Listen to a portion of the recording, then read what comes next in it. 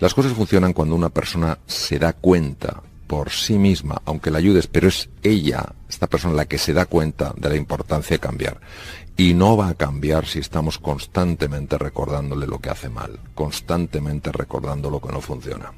Cuando tú a una persona la ayudas a sentirse bien, la ayudas a sentirse valiosa, es fascinante, porque una de las cosas que empieza a cambiar, pero además de forma inmediata, es el riego del cerebro.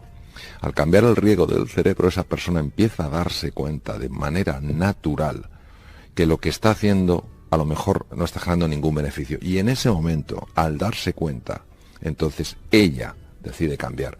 Pero si lo que haces es criticarla, decirle todas las cosas que hace mal, asustarla, etcétera, etcétera, cambia el riego cerebral y entonces baja la creatividad, baja la capacidad de darte cuenta. Es decir, estamos muchas veces muy equivocados en nuestro abordaje cuando queremos mejorar. Nuestra intención puede ser buena, pero las mejores intenciones pueden no ir acompañadas de los mejores resultados. Hay que tener cuidado, que si no ya entramos en ese ambiente tóxico, ¿verdad? Sí, claro, ¿no? El ambiente tóxico es tremendamente nocivo, pero no solo tremendamente nocivo desde el punto de vista afectivo, que una persona en un entorno tóxico se siente mal, es que es tremendamente dañino a nivel biológico. Es decir, es que puede favorecer todo tipo de enfermedades. Nos tomamos los sentimientos como cosas azucaradas de poca importancia y todavía se les llama, yo no entiendo, se llama el soft skills, ¿no? Las habilidades blandas, cuando yo no conozco nada que sea más duro, más importante y que tenga un mayor impacto. Entonces, hoy en día, con la investigación tan brutal que hay en este campo, no entiendo cómo todavía pensamos que el respeto, la cordialidad, el afecto, el apoyo, la generosidad, la firmeza sin dureza, no son cosas de primera importancia si queremos tener una sociedad no solo más feliz, no solo más sana, sino también más inteligente y más efectiva. Esto no es reciente, sí, lo dijo Confucio hace 2500 años, no maldigas la oscuridad, enciende un candil. Lo que pasa es que es más fácil maldecir la oscuridad que encender un candil. Es más fácil ver en el otro lo que está mal, ver en el otro lo que necesita cambiar y no lo que tengo que hacer yo para ayudar a la otra persona a cambiar. Mario, y cuéntanos por qué este título, El guardián de la verdad y la tercera puerta del tiempo. Porque yo creo que vivimos en una sociedad que se ha olvidado de lo absolutamente fundamental. No se puede ir a la deriva, no se puede dar tumbos. Hay que tener muy claro qué es aquello donde uno verdaderamente puede asentarse con firmeza. Valores que son referencias que nos ayudan a mejorar. Valores como el coraje, la audacia, la responsabilidad, la cordialidad, la generosidad, la compasión, la bravura, la cooperación. Todas estas cosas ayudan al ser humano a mejorar. Entonces vivimos una sociedad donde parece que todo vale, que aquí cada uno, por tener una opinión, sencillamente está haciendo referencia a algo que conoce en profundidad, y creo que no es así. Y creo que de una vez por todas tenemos que darnos cuenta de que, por supuesto, que hay un montón de cosas que son variables, que hay un montón de cosas que son flexibles, pero hay cosas que no son ni variables ni flexibles porque pertenecen a la naturaleza humana. Si yo decido que tengo la opinión de que el cianuro no tiene por qué hacerme daño y me tomo 1 miligramo de cianuro que es capaz de matar un caballo, imaginemos lo que haría conmigo. Entonces la realidad al final nos pone en nuestro sitio. ¿Cómo es posible que una sociedad que disfruta, sobre todo la sociedad occidental, que disfruta de tantas cosas, los niveles de ansiedad y depresión no paren de subir? ¿Por qué la Organización Mundial de la Salud, que es nuestra referencia en el mundo de la medicina, ha dicho que si no cambiamos la dirección de la flecha en el 2020, la enfermedad más frecuente, por encima del cáncer, por encima de las cardiopatías, será la depresión? No tiene sentido. Hemos perdido un poco el norte en esto. No nos hemos dado cuenta de que hay cosas esenciales que hay que cuidar, que son parte de nuestra naturaleza, que no dependen de un gusto ni político, ni social, ni cultural. Están en el ser humano.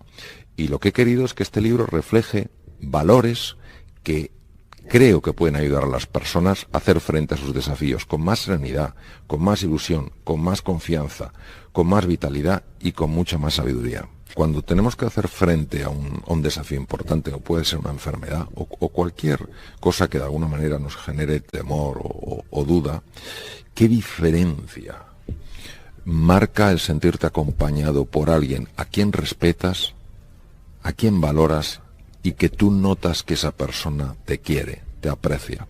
Cuando una persona está asustada y entra al sistema de alarma del cuerpo, una de las cosas que hace es poner en marcha un montón de hormonas como la adrenalina, la noradrenalina. El corazón trabaja demasiado deprisa, la tensión arterial sube. Un sencillo gesto de cordialidad y de afecto puede llevar eso a la normalidad.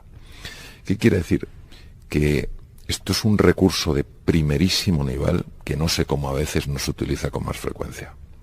Nosotros tenemos dos sistemas fundamentales. Un sistema está dedicado a protegernos del daño, a protegernos del peligro. Alguien que nos quiera hacer daño o una situación complicada. Este sistema consume muchísima energía.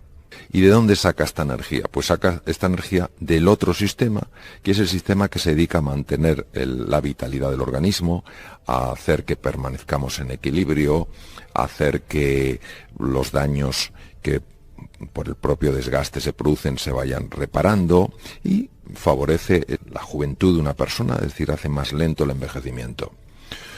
Cuando nosotros nos acercamos a los demás con cordialidad, con afecto, deseando cooperar, el sistema que funciona de manera más intensa es precisamente el que mantiene el equilibrio, repara y reduce el envejecimiento.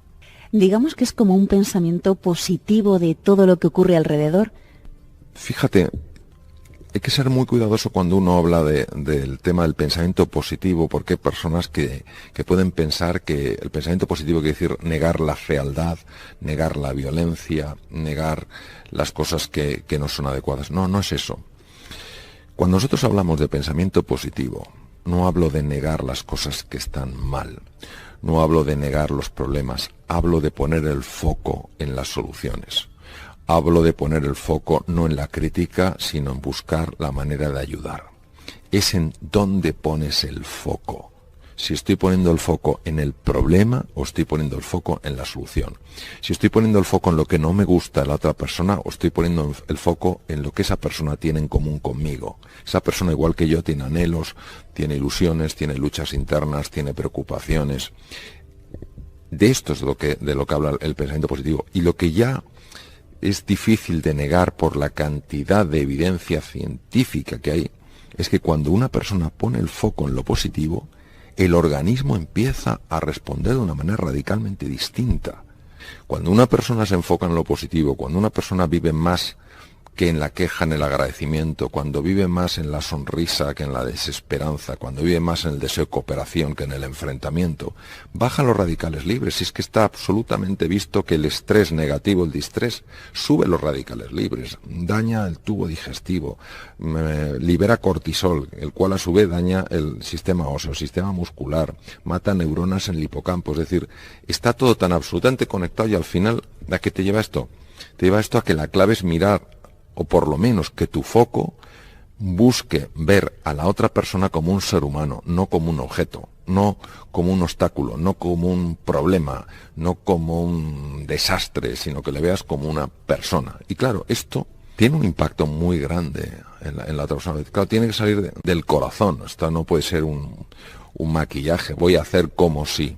Si no sale del corazón, es mejor que lo hagas como si a que no lo hagas. Pero llega un momento en el que entiendo que esto puede salir del corazón y tiene un efecto realmente llamativo. Yo creo que el ser humano solo tiene un oponente. Lo que pasa es que es increíblemente astuto. Se disfraza de múltiples maneras, hasta de las maneras más sutiles, con lo cual es muy difícil reconocerlo. El único oponente para mí que tiene el ser humano es su ego.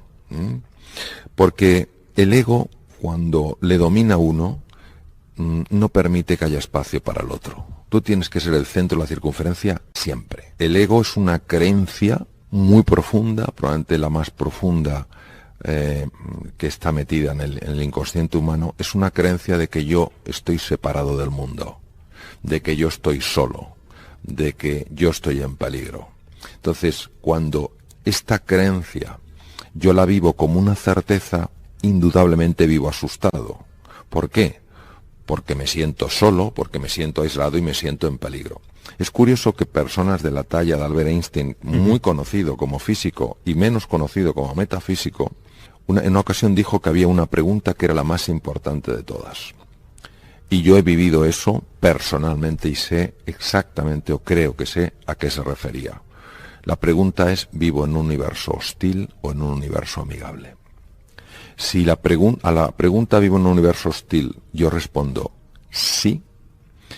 Imagínate esto cómo me va a afectar a mi forma de ver el mundo. Todo lo veré bajo ese prisma, todo lo veré bajo ese color. Si yo creo que vivo en un universo amigable, yo viviré las cosas de otra manera. Tendré dolores, tendré dificultades, tendré tropiezos, pero en un universo amigable lo entenderé como una lección que cuando tenga suficiente perspectiva entenderé que era necesaria, aunque ahora no lo comprenda, aunque ahora no me guste, aunque ahora lo rechace. En mi caso particular, yo que he tenido una vivencia muy profunda en relación a esta pregunta, yo sé hasta qué punto cambió mi vida. El ego directamente es una creencia que no sé de dónde procede, ni he conocido a nadie, ni a grandísimos expertos que me hayan dicho de dónde viene, pero es una creencia de que estamos separados del resto. Entonces, si solo estoy yo, nunca podrá haber espacio para el tú. Las ideas nuevas no son fáciles que lleguen por una razón, porque en el envoltorio en el que se ofrecen muchas veces hay algo que a la persona que las recibe no les agrada, que es un componente de inseguridad. Es decir, todos tenemos un sentido de quiénes somos, un sentido de quiénes son los demás y un sentido de qué es el mundo. Y para nosotros se ha convertido en el suelo que nos sustenta. Y aunque sea un suelo movedizo, incómodo, excesivamente caliente, etcétera, creemos que es el único suelo posible. Cuando alguien nos ofrece una idea que es disruptiva en cuanto a que nos ofrece una nueva manera de mirarnos a nosotros mismos, una nueva manera de mirar a los demás y una nueva manera de mirar el mundo, las propias estructuras que uno ha creado con su imaginación y en las que se sustenta empiezan a tambalearse.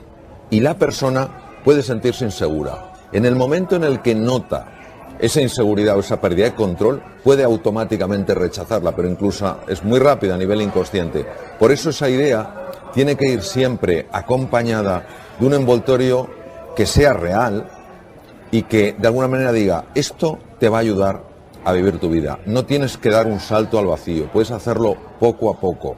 Tú puedes controlar el proceso, es decir, hacer mucho más amable todo eso que hace que la persona empiece en un viaje de transformación, que es en lo que trabajo yo.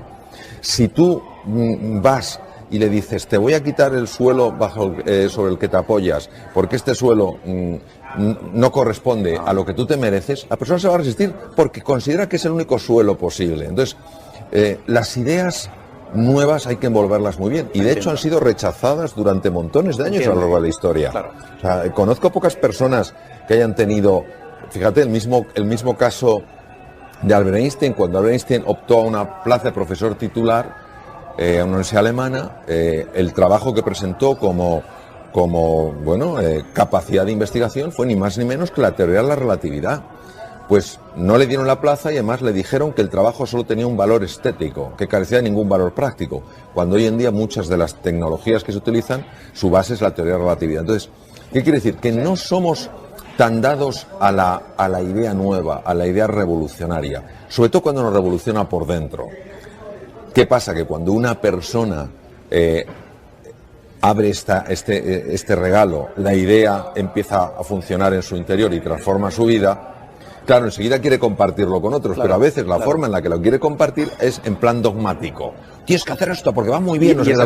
Y se olvida de cómo se encontraba esa persona antes de dar el cambio, y eso no funciona. Hay cosas que, como forman parte de nuestra naturaleza, como forman parte de nuestra humanidad, de lo que compartimos todos, serán siempre así. Y hay otras que habrá que adaptar porque los tiempos cambian. Entonces, una de las cosas que yo creo que se mantendrá siempre es el poder de las historias. El storytelling, que es antiquísimo, es una forma inmediata de enganchar la atención. Pero no solo es una forma inmediata de enganchar la atención, es una forma directa de entrar en contacto, en comunicación con el inconsciente a través del hemisferio derecho del cerebro. Porque el hemisferio derecho del cerebro lo que le gusta son las historias que las puede bañar con su imaginación, con olores, con colores. Si tú le das los datos fríos, al hemisferio derecho no le interesan para nada, al izquierdo sí, todo para el izquierdo. Pero el derecho es el que te cambia. Entonces, la historia, ciertas historias han tenido la capacidad de cambiar directamente la vida de personas.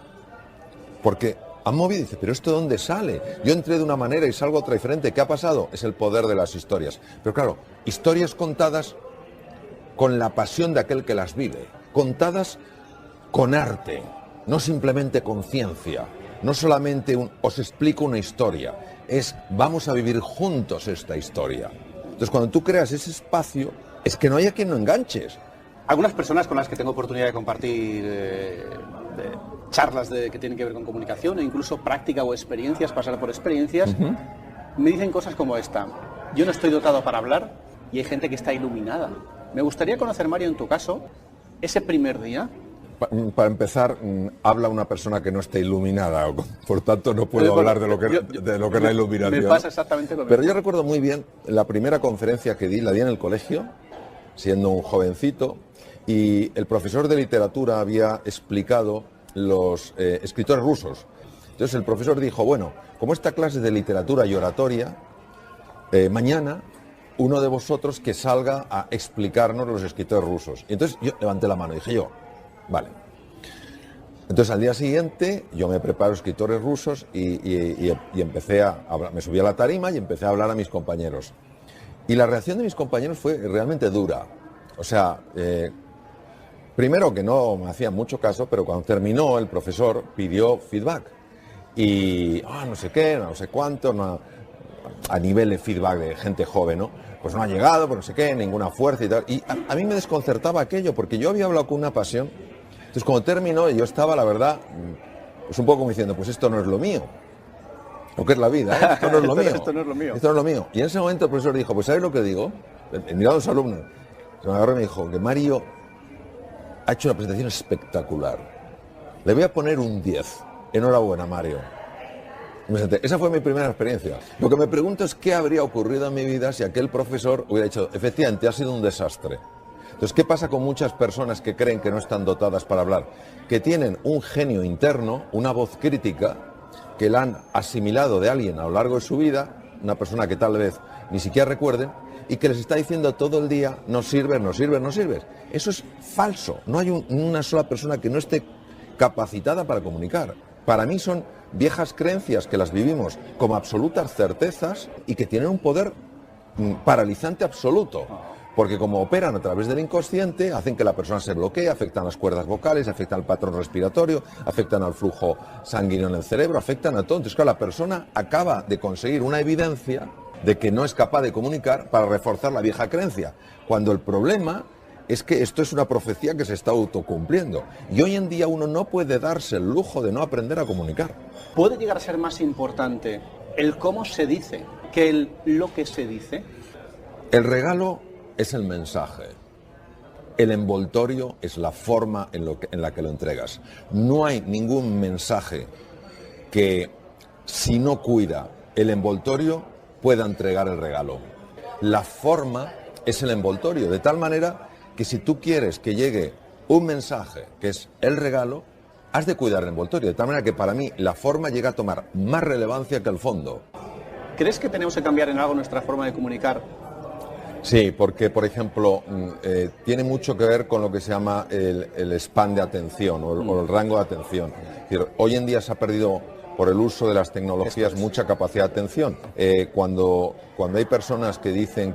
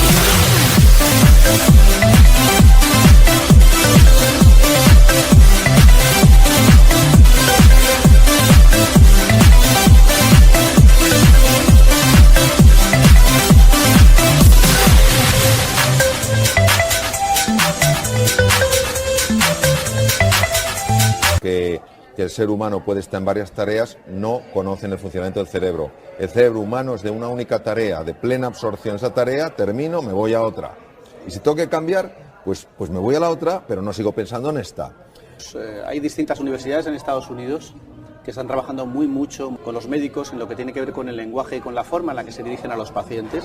Y algunos de los estudios dicen que en función de cómo se dirijan a los pacientes en las distintas etapas de sus distintas enfermedades, pueden lograr mejorías en función de cada enfermedad muy razonables y muy notables. ¿Consideras desde tu experiencia que dependiendo de cómo nos dirijamos desde el punto de vista médico, podemos ayudar muchísimo a pacientes?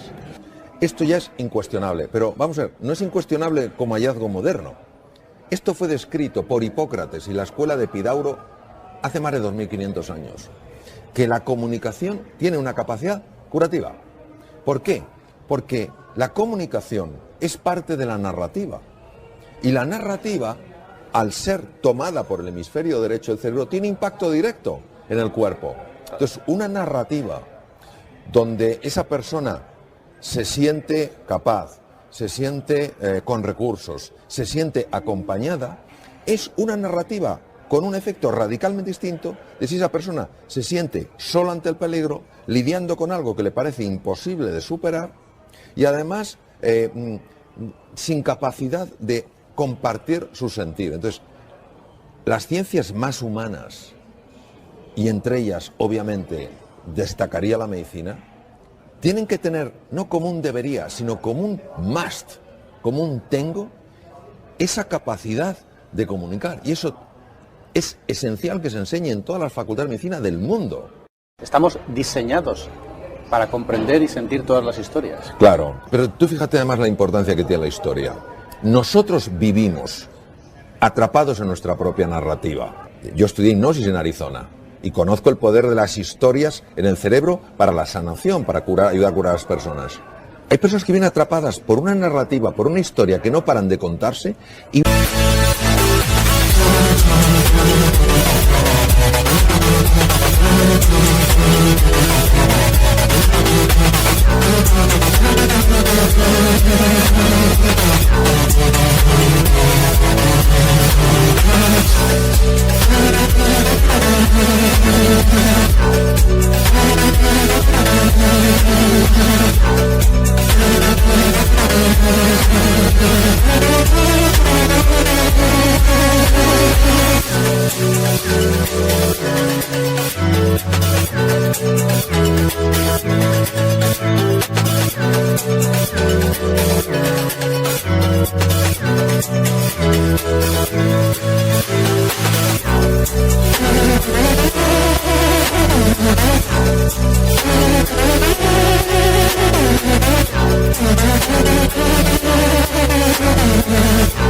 Viven de acuerdo al personaje de esa historia sin darse cuenta de que son el guionista y el espectador. Entonces se quieren salir de una película, pero lo ven que es imposible, no me ha tocado vivir este guión. Sí. En tanto tú veas esa dimensión, eso es así. Pero date cuenta que tú eres espectador y eres guionista. ¿Quieres cambiar la historia? Cámbialo. Cambian la historia, cambian lo que se cuenta y cambia la forma de percibir la realidad físicamente. Cambia su aspecto físico. Y lo he visto yo, o sea, no es que me lo esté inventando. Cambia su estructura incluso corporal, es decir, pueden ganar en vitalidad o, dependiendo de la historia, favorecer la enfermedad. Cambian el nivel de inteligencia y entonces empiezan a aprender y a comprender lo que antes ni habían aprendido ni habían comprendido. Entonces es el poder de la narrativa. Es decir, lo tenemos tan metido dentro que cuando alguien nos cuenta una historia que hace que reescribamos la nuestra, nos puede llevar a un nivel de evolución absolutamente inimaginable. Ese es el poder de las historias.